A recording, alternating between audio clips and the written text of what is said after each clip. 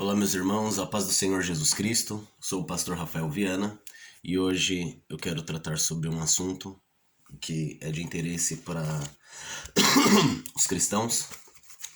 Eu quero falar sobre as consequências de uma igreja que está diluída, dissolvida na sociedade. Quero me basear no texto que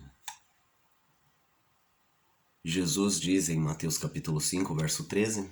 Vou dar alguns exemplos. Vou dar algum exemplo também de um que eu achei bem interessante, de um filme que Deus me trouxe à memória. E comentar alguma coisa sobre a nossa cultura cristã na sociedade brasileira. Bom, as consequências de uma igreja dissolvida na sociedade. No texto em Mateus capítulo 5, no verso 13, Jesus diz o seguinte: Vós sois o sal da terra. Se o sal for insípido, com que se há de salgar? Para nada mais presta, senão para se lançar fora e ser pisado pelos homens. Ou seja, se o sal não faz mais a sua função, ele não serve para nada, a não ser para ser jogado fora, pisado pelos homens. Bom, quero fazer aqui uma analogia. Imagine o seguinte, imagine que eu pegue um copo com água, pegue uma colher de sal, despeje o sal aqui dentro e mexa, misture, até dissolver todo o sal naquela água. Se eu fizer isso e uma pessoa não ver eu fazendo isso e apresentar para ela o copo e der para ela beber, quando ela beber ela vai sentir um gosto esquisito, né, do sal na água. Mas a questão é que é o seguinte, aos olhos visíveis, a pessoa ela não consegue distinguir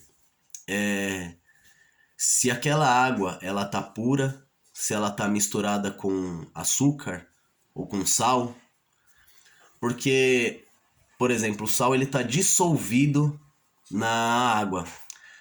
E é com base nessa analogia que eu quero falar sobre a igreja dissolvida, diluída na sociedade.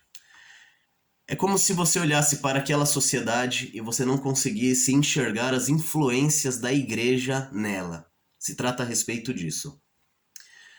E isso é muito grave. Imagina você olhar para uma sociedade que, apesar de ter por sua maioria cristã, você não conseguir identificar a existência de uma igreja no meio daquela sociedade. Olha que terrível isso. É como se você estivesse olhando para Sodoma e Gomorra, por exemplo. Você conhece a história de Sodoma e Gomorra e que Deus destrói a cidade por ali não haver nenhum justo e aquela sociedade estar numa situação pecaminosa tão profunda que aquilo fere a santidade de Deus. Agora imagina, tá bom, não existia um justo ali na cidade de Sodoma e Gomorra para pregar ali sobre Deus para eles. Mas quão terrível isso é quando esta sociedade está cheia de igrejas, mas mesmo assim aquela cidade ainda é como Sodoma e Gomorra, e não é pelo simples fato de não haver pregação, porque existe pregação. Mas esta sociedade ela é como Sodoma e Gomorra, justamente porque a autoridade, a influência da igreja já não é mais exercida ali naquele lugar. E isso porque o cristão que está inserido naquela sociedade, com suas atitudes, já não faz mais diferença alguma. Isso é muito terrível. Bom, não ser visível a separação da igreja com o mundo, ou seja, a separação do modo de ser de um crente autêntico com um profano, um ímpio, um descrente, isso irá trazer profundas consequências para o futuro da igreja e, infelizmente, a igreja no Brasil ela já se encontra desta forma. Tá? Quando eu olho para uma pessoa ou olho para uma igreja, olho para um culto, eu não consigo diferenciar o sagrado do profano. Vou dar um exemplo. O primeiro exemplo é o seguinte. Eu tava aqui, eu me lembrei do filme que se chama, no Brasil, Uma Linda Mulher. É um filme de 1990 e conta a história de uma prostituta, né? Que é encenada por Julia Roberts. E ela conhece um milionário, que é o ator Richard Gere. O nome dele no filme é Edward. E por algum motivo ele encontra essa mulher e ela vai se apaixonar por ele. E no primeiro encontro, no primeiro contato que ele tem com ela é uma prostituta. Então, assista esse filme e você vai ver. Olha as roupas daquela mulher em 1990. No filme ela representa uma prostituta. Agora, compara ela hoje com as cristãs de hoje. É a mesma roupa. Ou seja, muitas crentes de hoje se vestem como uma prostituta da década de 1990. Quando eu falo sobre a diluição da igreja na sociedade, é exatamente isso. Já não se distingue o profano do sagrado. Aquilo que é profano, aquilo que é imundo, está dentro da igreja, e estar dentro da igreja significa fazer parte da vida dos membros da igreja. O profano, o imundo, faz parte da tua vida, da minha vida, da nossa vida, da vida da igreja. E nós já não enxergamos isso. Não há separação. Nesse filme, o que acontece? Acontece uma transformação. Quando essa mulher se encontra com este homem, a princípio é apenas uma relação comercial. Ela está se vendendo as suas horas, vendendo o seu corpo para aquele homem. Só que ela se apaixona e isso vai acontecer uma transformação. Ela vai se tornar a noiva dele. E a primeira coisa que acontece é que aquela mulher ela vai abandonar o seu modo de viver, e isso vai ser identificado inclusive na sua aparência externa. Porque o externo é reflexo daquilo que você é interiormente. Quando Jesus diz que a boca fala do que o coração está cheio, ele está querendo dizer exatamente que o que aparenta externamente é apenas um reflexo daquilo que nós somos interiormente. Então, ela vai mudar de atitude, ela vai mudar de roupa, ela vai mudar o seu linguajar, ela vai mudar o consumo da sua cultura será diferente. O primeiro encontro que eles vão é uma ópera e não um bordel. Então, vai ter toda uma transformação na vida desta mulher. Só que quando eu olho hoje para a igreja no Brasil, eu vejo que nós pensamos, parece que nós estamos absorvendo o mundo e trazendo para nós os cantores, os artistas. É comum você hoje ligar uma televisão e ver pessoas evangélicas em programas de televisão. E aí nós pensamos, nossa, isso é muito bom, porque o evangelho está sendo divulgado. Nós estamos expandindo a visão cristã para o mundo, quando na verdade é o contrário. Estas pessoas só são aceitas em programas de televisão, as suas músicas só são ouvidas em programas de televisão, porque isso já não fere mais o mundo.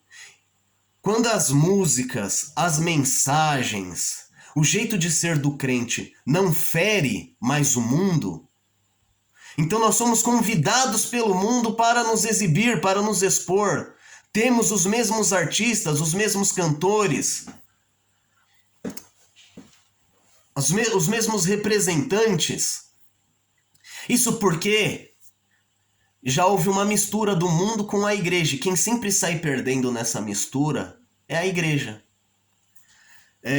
Quando não consegue se diferenciar o profano do sagrado, quem perde é a igreja, porque as trevas estão influenciando o modo de viver daqueles que são os filhos da luz. É isso que está acontecendo. Olha o que Jesus diz, presta atenção. Se o mundo vos persegue, se o mundo vos odeia, é porque me perseguiram e odiaram a mim primeiro. Agora, se o mundo não vos persegue, se o mundo quer ouvir o que você tem a dizer, se o mundo quer ouvir o que um cristão, o que um pastor, o que um cantor gospel tem a dizer num programa mundano, ímpio. E se ali tem audiência para isso, é porque realmente a mensagem cristã não incomoda mais o mundo. É isso que está acontecendo. É como se aquela mulher do filme Uma Linda Mulher, a Vivian, é como se ela tivesse se unido com aquele milionário, mas continuasse a ser uma prostituta, continuasse a ter os mesmos tipos de roupa, a andar no mesmo tipo de vida que ela andava, se prostituir com outros homens. É isso que acontece quando a igreja se une ao mundo. Presta bem atenção nos louvores. Tiraram o nome de Deus para colocar luz. Isso é algo bom, parece bom para o mundo. O mundo gosta disso. Ninguém quer estar virado para as trevas. Todo mundo quer estar virado para a luz. Então, nós cantamos músicas e dizemos: dê o seu melhor, pratique o bem, esteja na luz, vire as costas para as trevas. Isso agrada o mundo, mas ali já não está mais Cristo. Isso é apenas um trocadilho de palavras, isso são apenas mensagens de autoajudas. Presta atenção nos louvores que são entoados hoje na igreja. Os louvores são egocêntricos. Os louvores dizem apenas sobre como você vai vencer. Como você será abençoado. Como você terá vitória. Os louvores são completamente imundícias de autoajuda. Eu sugiro que você volte a cantar louvores da harpa na tua igreja. As letras das músicas, compare uma música, um louvor da harpa, com um louvor de uma música hoje, que está na moda hoje, fazendo sucesso hoje. E repare o quão passageiro esta música de hoje vai passar. É como se fosse uma mercadoria, apenas parte da indústria gospel. Presta atenção. Olha que interessante. Os dois segmentos de música que mais se ganha dinheiro no Brasil hoje, os dois primeiros, o primeiro é aquele sertanejo universitário, aquela modinha. E o segundo é a música gospel. Agora imagina, os poderosos da indústria da música, eles medem isso. Eles veem isso como uma fatia de mercado. E então o que eles fazem? Eles criam imagens. Eles promovem pessoas. Eles pegam alguém, criam uma imagem dessa pessoa, insere ela num mundo cristão, num falso mundo cristão. E aí faz músicas que não vão atacar o mundo. Existe toda uma psicologia da música para que a música seja chiclete, grude na sua cabeça e faça sucesso nas rádios, nas mídias. Existe toda uma estrutura psicológica por trás disso. Então, as músicas são apenas jogos de palavras vazios, com um ritmo chiclete que gruda na sua mente. E ali está o estereótipo de uma pessoa que é um falso cristão. E ele aparece cantando música sobre a luz, sobre Deus, de forma genérica. E isso depois é entoado, isso é levado para dentro dos cultos. E aí acontece uma mistura do profano com o sagrado. E você que é igreja, você que é cristão, você começa a se alimentar disso, desse tipo de mensagem. E isso corrompe o seu cristianismo, a sua forma de ser cristão.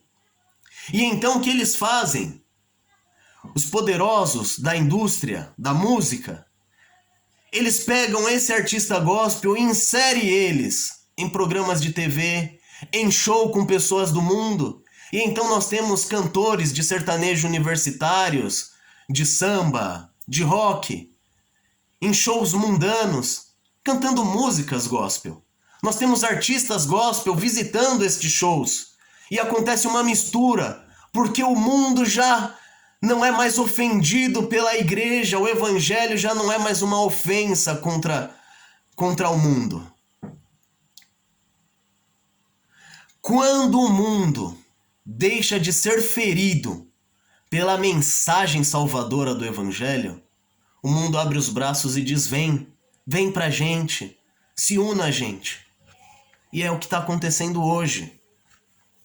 Mas eu não estou te influenciando a sair da igreja. Você precisa hoje estar dentro da igreja. Só que você precisa pregar o verdadeiro Cristo. E não só pregar, nós estamos numa... É muito necessário que você imite Cristo. Pregação, evangelho, cultuar, não tem a ver apenas com palavras, com discursos, com letras. A Bíblia, a letra, ela foi escrita apenas para nos ensinar um modo de vida. Para que isso não se perdesse de uma geração para outra. Mas o cristianismo não tem a ver com letra ou com teoria, tem a ver com o seu modo de vida em comunhão com Deus. As pessoas estão se perdendo na letra, e quando eu digo isso eu não estou falando contra o estudo. Não me interprete mal. Nós precisamos hoje, mais do que nunca, estudar os fundamentos da fé cristã, estudar a história da igreja. Porque assim nós conseguimos nos desaculturar do presente século para imitar os cristãos do passado e voltarmos a ser igreja de verdade. Presta atenção. Alguns anos atrás eu me lembro de um vídeo que viralizou na internet, nos jornais, de pastores, homens cristãos que estavam na política, fizeram uma roda, deram as mãos e começaram a orar pedindo perdão porque tinham que aceitar o suborno que estava vindo para eles, eram políticos. Meu Deus! Como pode estes homens serem considerados cristãos e estarem nos nossos púlpitos, nas nossas igrejas? Como pode hoje ser comum nas nossas igrejas o divórcio, a traição, a infidelidade? Não só a infidelidade conjugal, mas a infidelidade em tudo. A falta de honrar os seus contratos, os seus acordos. O cristão ele está diluído, foi absorvido pelo mundo. No Brasil, e você não consegue mais identificar ou diferenciar o profano do sagrado. Olha o que está acontecendo. Você olha uma pessoa, um homem, aparentemente ele até parece um cristão, ele está lá de terninho e gravata. Mas olha suas atitudes, são como de um ímpio, são como de um incrédulo, são como de um cão que volta a comer o seu próprio vômito. É horrível, é imundo, porque ele não honra os seus acordos, ele não perdoa, ele é infiel, ele é mentiroso, ele não consegue amar o próximo, toda relação que ele tem é apenas uma relação que vai lhe beneficiar. Se ele é amigo de alguém, é porque esse alguém pode lhe beneficiar de alguma forma. É por isso que tem tantos pastores, amigos de empresários corruptos, fraudulentos,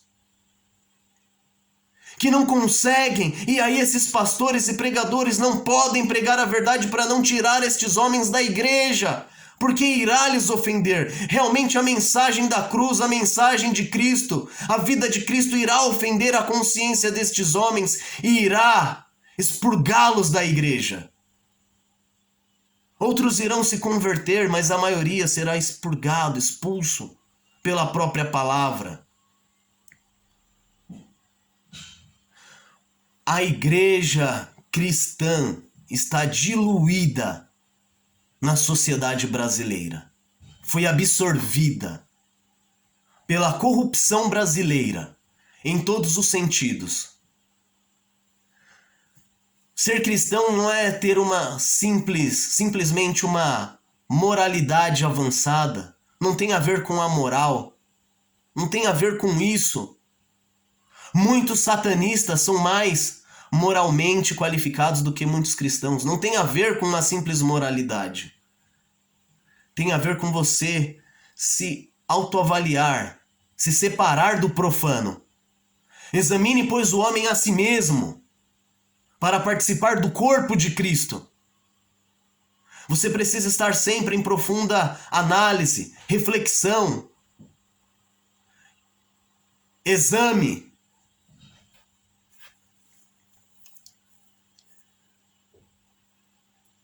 Se você é o sal da terra e o sal da terra já não presta, não serve mais para nada a não ser para ser pisado pelos homens. Você precisa mudar a sua atitude. Você precisa imitar a Cristo. Você precisa pegar o Evangelho e ler ele para aprender como Jesus age em várias situações e você passar a imitar a Jesus. Você precisa se ajoelhar e pedir ajuda ao Espírito Santo de Deus para te ajudar a imitar a Cristo. Você precisa ter essa consciência de que você deve honrar a Deus. Honrar a Deus com a sua maneira de ser, de viver, com a sua roupa, com o seu pensar, com a sua vida. Você precisa imitar a Cristo. Não jogue, não desperdice a sua salvação. Não venda a sua coroa. Eu agradeço por você ter me ouvido até agora. Fiquem na paz.